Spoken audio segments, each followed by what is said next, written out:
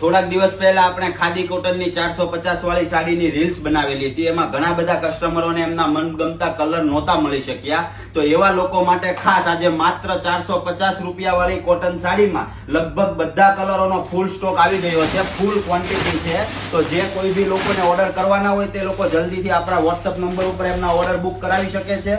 અને જે કોઈ બી લોકોને જોઈને લેવાનું હોય એવા લોકો આપણા શોરૂમની અવશ્ય મુલાકાત કરી શકે છે.